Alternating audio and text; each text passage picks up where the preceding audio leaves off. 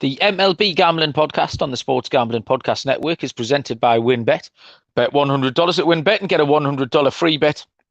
Head over to sportsgamblingpodcast.com/WinBet. That's sportsgamblingpodcast.com/WYNNBET to claim your free bet today. Welcome, everybody, to the MLB Gambling Podcast on the Sports Gambling Podcast Network. My name is Malcolm Bamford.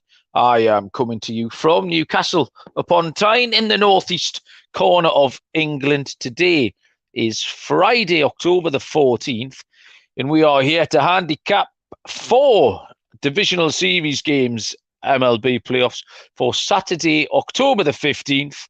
And here to join me, we've got the best 2 on the show tonight. It's me and Dylan Rockford. Dylan, what's happening? Wow, I haven't done that in a while. I was on mute for a sec, but good to be with you. Happy Friday, Malcolm. It's good to cash the lock of the day with Shane Bieber over 5.5 strikeouts. So good to start my day with a nice win. Now I'm sweating a soccer parlay that I know nothing about, thanks to you. Yeah, well, because I knew we'd be watching the soccer, while we were recording this, I made you put a bet on effectively. You bounced the peer pressure. So we're doing all right. It's Brentford v Brighton, and I told you to back. In fact, I told you to back both teams to score, actually, but you said it was too juiced, so you backed over 2.5 goals. It's 1-0 at half time, so yeah, we're poised all right. And as you said, we're right in the guts of this Cleveland and New York Yankees Friday game, 2-2 into the bottom of the 8th. But I've had to turn off my dodgy stream because it would interfere with all my stuff. So if anything happens, Dylan, you're in charge of keeping me across the baseball scores, and I'll be in charge of keeping you across the soccer scores if anything goes on. But it is nice to get you. Yeah, nice to get your cash in early on a Friday. Go on, mate. Sorry. Yeah, I'm sorry. Real quick, can we talk about Aaron Judge? What's going on? 0 for 7 with 7 strikeouts.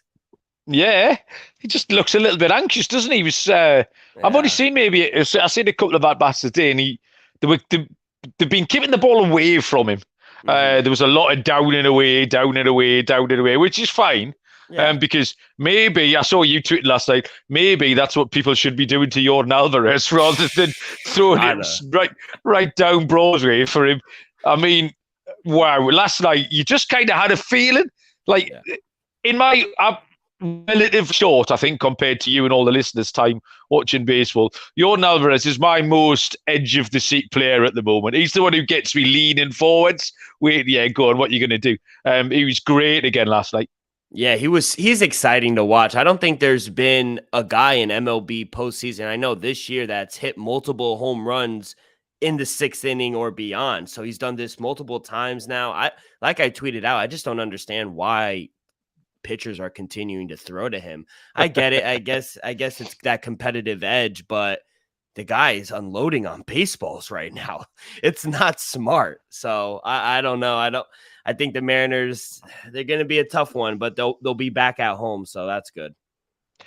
The at-bat after he hit that home run yesterday, they did put him on. They intentionally put him on. But it was just that that was it. That's exactly what I'm laughing at now. That doesn't make great radio, but you're holding up the 4 fingers, and the manager, the Mariners manager, Scott Servais, he just looked a little bit broken while he did it. It was it was the most resigned put him on that you've ever seen. That was the actions of a man who'd been defeated by Jordan Alvarez. Jordan Alvarez looks like, for a big lad, he looks like he's quite handy in the field as well. He doesn't look like a terrible defender. Is that right? For the most part, I would say. I don't know how many errors he did have, if he had any this year, but yeah, for the most part, he looks kind of light on his feet too for a big guy.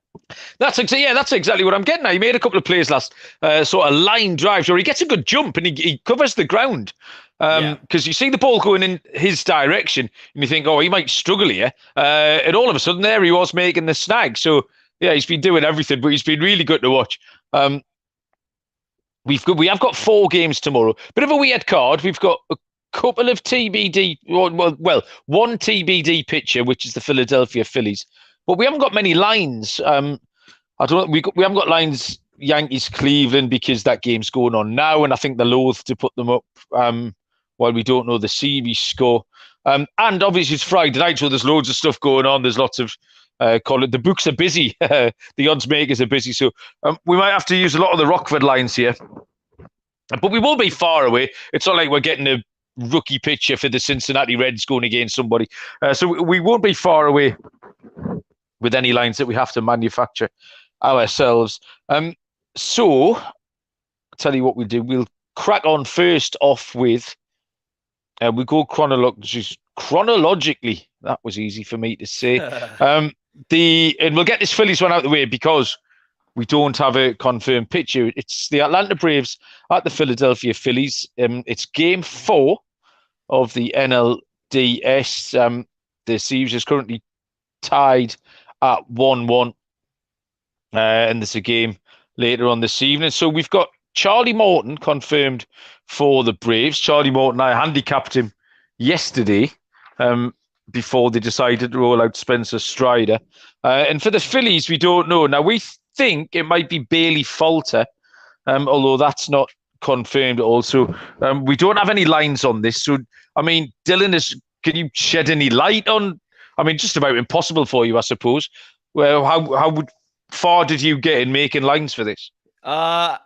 Lines not really far. I do think, regardless, I think Bailey Falter will go. I think I'll probably favor the Braves around a -130, -135 favorite. If you look at Bailey Falter, he has not been good at home. He has a 5.49 ERA at home. He's lost to the Braves twice this season. He's only faced them twice, but lost 6-3, 5-2. He's given up combined 14 hits in just 7 innings. So the Braves are seeing him really well. I think the Braves bats, they broke out in the second game. I think they got their confidence back a little with that 3-0 win. I think if you want to take the Braves, this is a good time to take them on the run line. I think we'll get a nice plus price, and I think they could get to Bailey Falter. Charlie Morton, he's been all right on the road, and let's see his lines against the Phillies. He's lost to the Phillies 7-2, 3-1, so not some success against them, but he did win his last start 8-7 back in September. So I kind of lean towards the hotter team right now, which is the Braves, and I'd probably take them on the run line if I could get a nice juicy price.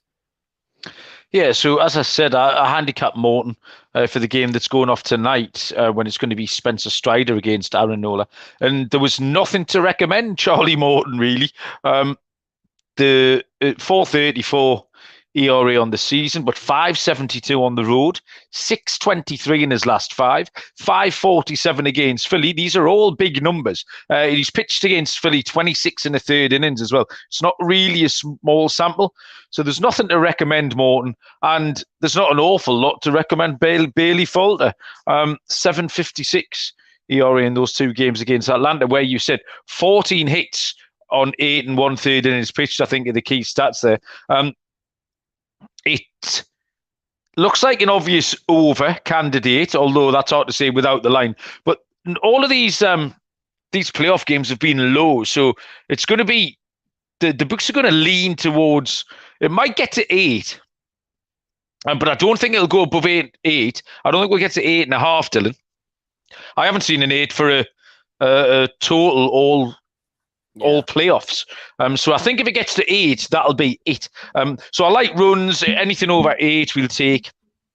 And I do like an Atlanta team total as well. I think this has got the look of a wild one about it. This could be something like a 7-4 Atlanta. So yeah, I agree with you. We'll get Atlanta on the run line. I think they'll win. But I think there's going to be runs, and any way of getting runs on the board, whether it's team totals, overs, first fives, anything like that. Something for your total, which I do agree. I think we do see runs. I think both pitchers are susceptible. It's going to be a nice warm day in Philly, but you got 13-mile-an-hour winds blowing out of center field, so that should help push the ball a little bit. Okie doke. The lines that we use always come from our headline sponsor at WinBet. The perfect time to join is right now. Customers who get a who bet $100 will get a $100 free bet.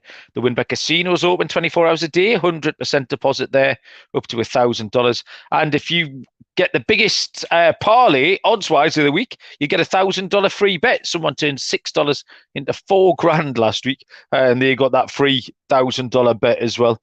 That is a truly #DayGens only move. Sportsgamblingpodcast.com/winbet, so they know that we sent you. Sportsgamblingpodcast.com/WYNNBET to claim your free bet today. Offer subject to change. T's and C's at winbet.com.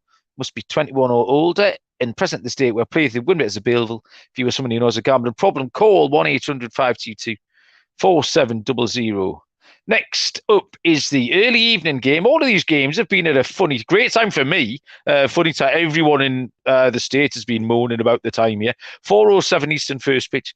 The Houston Astros and the Seattle Mariners. This is the game we do have lines on. Lance McCullers Jr. will draw the start for the Houston Astros, and George Kirby is on the bump for Seattle. The lines are, my notes are all over the place here. There they are. This is a pick'em, -110, each of two. Pay your money and take your choice. Total here is set at 7. Lance McCullers 4-2 on the season, 2.27 ERA, 2.56 in his last 5, 3.57 on the road. Has not faced the Seattle Mariners this season. George Kirby, 8-5 record, 3.39 ERA, 5.59 in his last 5, 3.28 at home, and 4.50 against Houston. Although that is just a wee sample, 4 innings, 4 hits, 2 earned runs. This, for me, Dylan, was really, really, really straightforward. And I'll tell you why. Houston are 8-1 straight up against Seattle in the last 9 games that they faced them. And you're making them a pick. I'll take that every day of the week. So give me the Houston Astros at -110. That was the simplest handicap I could give you. Yeah, so 2 plays for me in this one. I'm going to take the Mariners here on the money line, -105 at home. I also like the under 7 at -118. I made the Mariners a -115 favorite, and for the total, I made my line 6.7.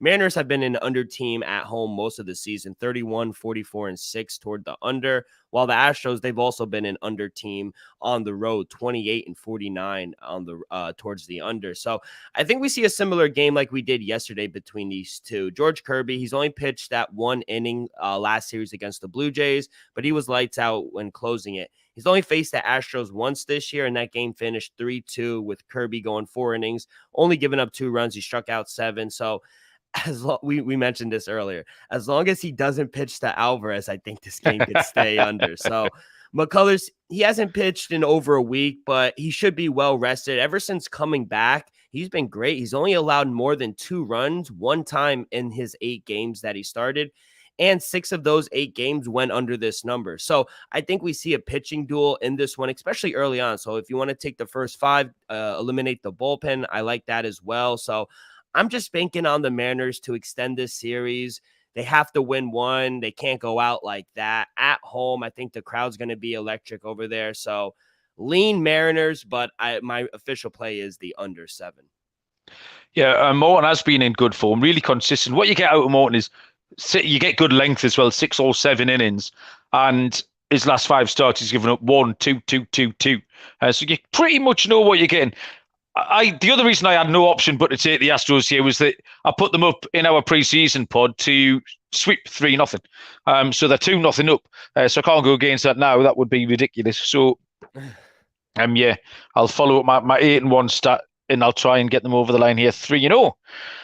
Next up is a 7:37 start between the New York Yankees and the Cleveland Guardians. The series score is 1-0 to the New York Yankees.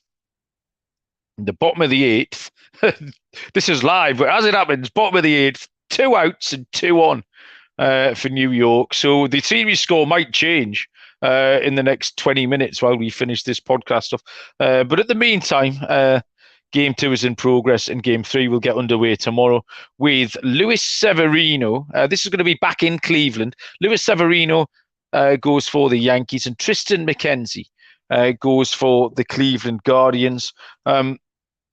We've got no prices again, obviously, with the game in progress. Dylan, just handicapping Severino against McKenzie. What were your lines?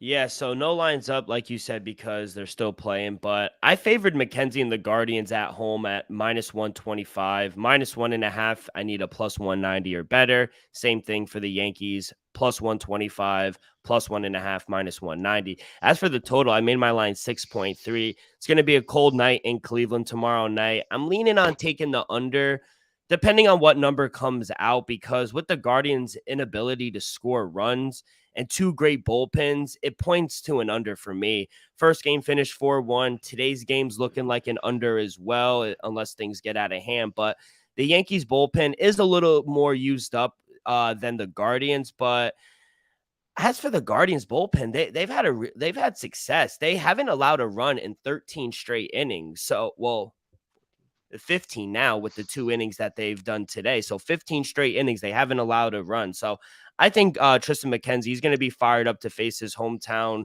team growing up here in New York. So he's getting to face them in the playoffs behind his home crowd. I could only imagine how fired up he's going to be. And he's been great all season at home. He pitched 6 scoreless innings last game against the Rays, scoreless. So, and he also has 1 game under his belt against the Yankees, and it was in Cleveland. He was lights out. 7 scoreless innings. He only gave up 1 hit.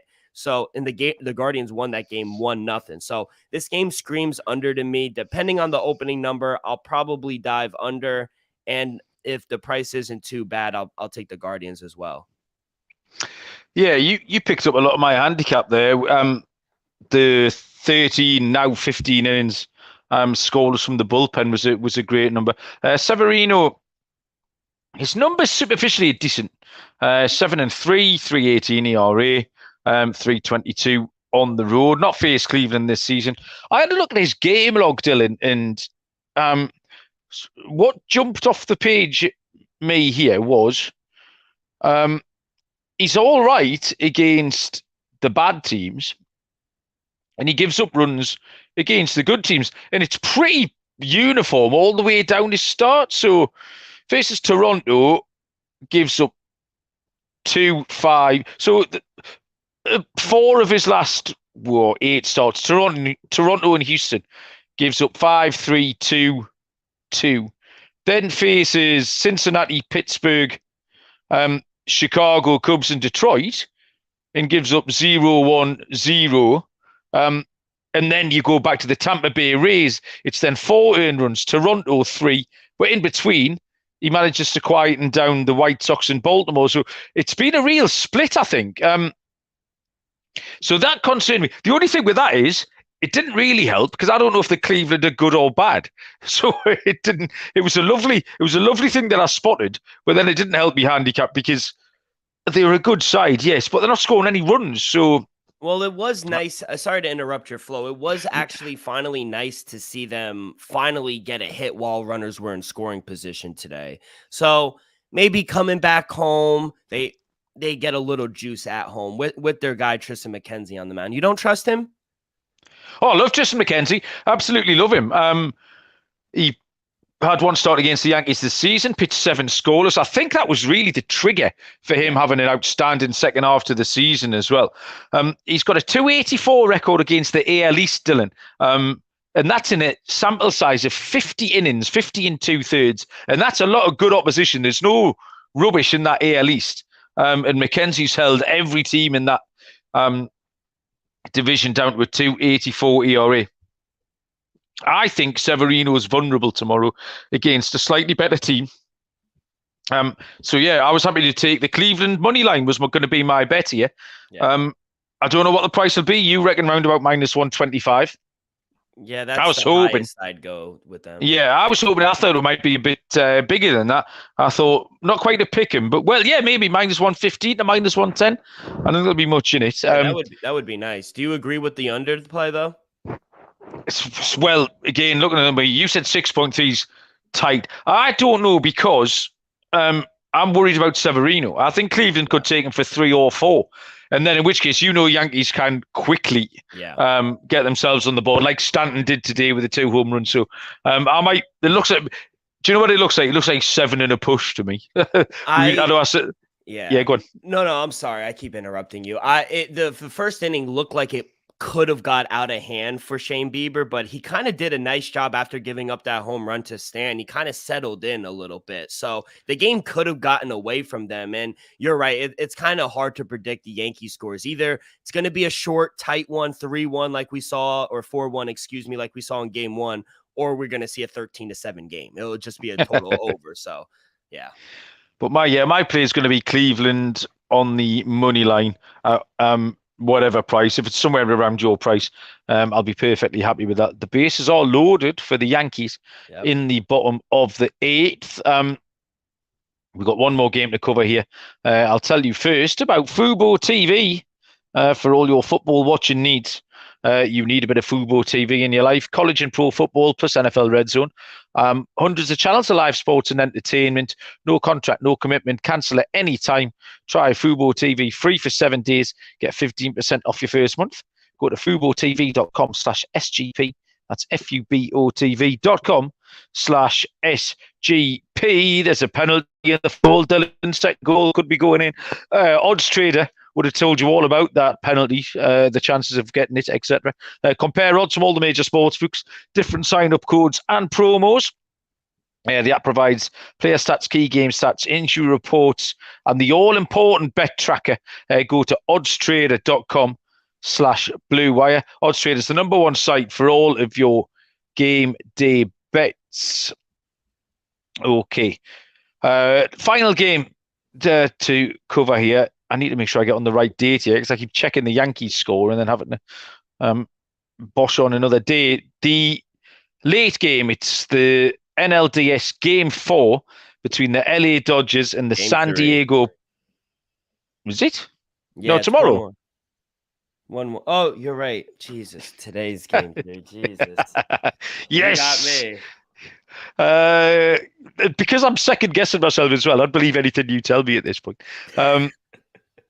Yeah, game 3 will be going off this evening by the time this gets broadcast. This is for Saturday night, game 4, 9:37.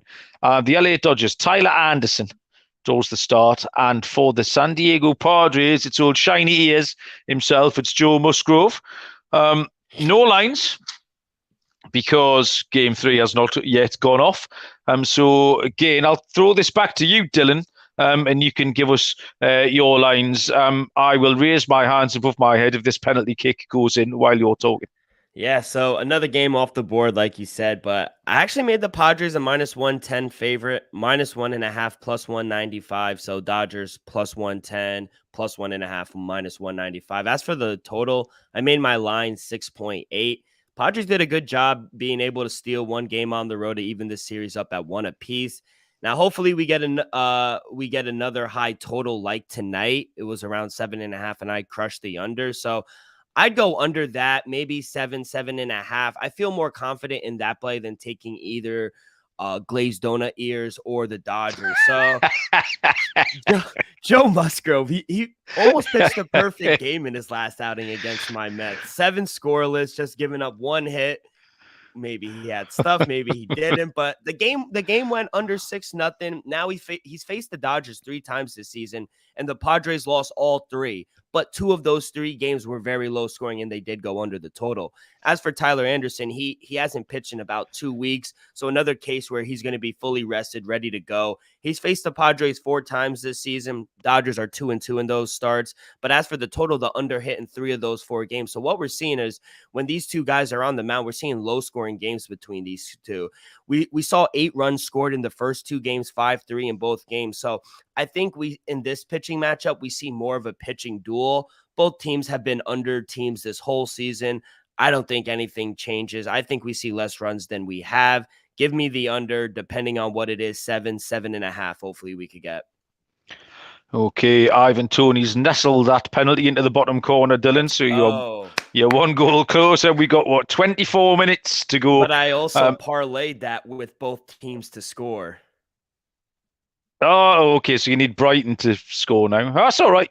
Brighton will have a go at them. The Yankees did not push a run over with the bases loaded. 2-2, top of the ninth. Right. I handicapped this exactly the same as you, and then decided I was going to go a little bit contrarian and take the over. I do like both pitchers. Tyler Anderson, I mean, you've gone through all the numbers, and like you see, old glazed donut, yes, I enjoyed that. Both of these have been great, but I just think the bats have come to life a little bit here. San Diego hit against the New York Mets. Don't want to remind you of that unduly, but they did, and they out-hit the Dodgers in Game 1, even though they lost. They scored some runs the other night in the game that they won. So I think Manny Machado, Juan Soto, and then you've got playoff Trent Grisham joining in. Ha-Seong Kim, Fernando Tatis replacement, scored 5 of the runs, I think, the other night or something silly like that. So as much as these pitchers are, like you said, in good form and have been under pitchers, and these teams have been under, I just got a feeling the bats are going to come to life tomorrow. So what total did you, what was your Rockford line? Yeah, for the total, I set my line at 6.8. So hopefully we could get another 7.5 or a 7. Okay, yeah. So yeah, I'm absolutely happy to take that. I mean, it seems perverse as well, taking the under, when you just have a look at this LA Dodgers lineup as well. Trey Turner has hit a couple of bombs leading off. Freddie Freeman got in on the act as well the other night. So I just think there's loads and loads of options for runs. So I just had this is more of a gut handicap, because if you look at the numbers, I would handicap this exactly the same way as you did. You've got no choice to. There's nothing that would tell you any different when you look at the numbers. But I just had a feeling we might get a bit of a wild one here, stuck in the middle of the series. So give me the... oh, my God, the goalie's just made a great save, Dylan, to rob you of your money. There's a goal coming, don't worry. So, yeah, give me the over. Right, have we got locks and dogs? Can you fetch out? I know we've been struggling with locks and dogs because there's not often a dog play. Yeah. Give us your 2 best bets here. If one of them is an underdog, all the better, but it doesn't have to be. Yeah, so I guess as for a dog, I didn't give out any plus money. I know that's not like me, but I guess the Braves run line, I guess that would be a plus price. Yeah. So I think the Braves are the better team. I think they got their confidence back winning the game yesterday. I like Charlie Morton better than Bailey Falter if he does wind up starting. Braves have had his number all year. So I'll take the Braves on the run line as my dog. And as for my lock, I want to go with the under for the Dodgers and Padres, but you're going over. So give me the under for the Guardians. All right. No, give me the Guardians and Yankees under. I really think Tristan McKenzie will. I do agree with you. I worry about Luis Severino. I think he is very inconsistent, and I think maybe I almost said the wrong word. I think the Guardians can score a few runs off of him, but maybe not enough to get over the total. I think Tristan McKenzie, he's going to be fired up, pitching against his favorite team growing up. So I like the under. Depending on what the number comes out at, I set my line at 6.3. So if we could get a 7.5, I'm going to go under for my lock. Okay. So my lock kept it really simple. The minute I saw the Houston 8-1 straight up against Seattle. And I just think McCullers is very, very reliable. So I'm going to lock up Houston at -110 to complete the sweep against the Mariners. And for my dog, we're going up the ladder here, Dylan. We're going to go off script a little bit. And I'm going to take what would be an alt run line. An alt total on this Dodgers Padres game. So I'm going to go 1 up or 1.5 up of whatever the total would be. So if you tell me we've got a total of 7, I'll take the over, or 7.5. I would go up to the next one. So I'm going to take over 8 or over 8.5. Wow. Whatever the wow, indeed. We'll talk about this tomorrow when it finishes 1-0. So yeah, give me a dog play. So yeah, find the total, find the alternative total, and get up the ladder. Let's split a unit up. Let's go as high as we can. 8s, 9s, 10s, big as brave as you like. I just got a feeling we're going to see some runs tomorrow. And that, ladies and gentlemen, boys and girls, is that. Well done. We're about 9 minutes away from the Braves and the Phillies starting. And looks like we're going to get extra innings in the Guardians Yankees. So I'm looking forward to a couple of hours watching this. Maybe get a Brighton goal as well. Then we can cash some bets all over the place. Friday night, is it sport night for you? You said you got some hockey going on. Yeah, got some hockey plays up. Got another pod to record. Got some UFC research to dig into. Busy weekend, loads to do. Playoff baseball, hockey's back. Basketball starts next week. Hey, we're locked and loaded, Malcolm. Yeah, absolutely. Newcastle play Manchester United on Sunday, and I hate I hate those fuckers, Dylan, with a passion. So my focus is the game in Newcastle. It's not. It's away. It's in Manchester. How far is that from you? Not very far. Maybe 2 hours, about 130 miles or so. You forget how tiny England. It's halfway down the country, but even that's not very far. I could be there in 2 hours in Manchester. Are you going to the game? I'm not going. Tickets will be like hen's teeth, mate. They'll be very rare. Do you think if you went, would you get into a fight? No. Okay. Nah, it's all very well behaved now. It's especially the Premier League, especially, it's a little bit more. I'm sure you can find one if you wanted one, but the Premier League's a little bit more sterile than it used to be. It's all a little bit more family friendly and stuff, and especially somewhere like Manchester United. If you watch the game on Sunday, Dylan, if you look at the crowd, the first 4 rows, it's just all tourists. Yeah. Liverpool's the same. It's a tourist club.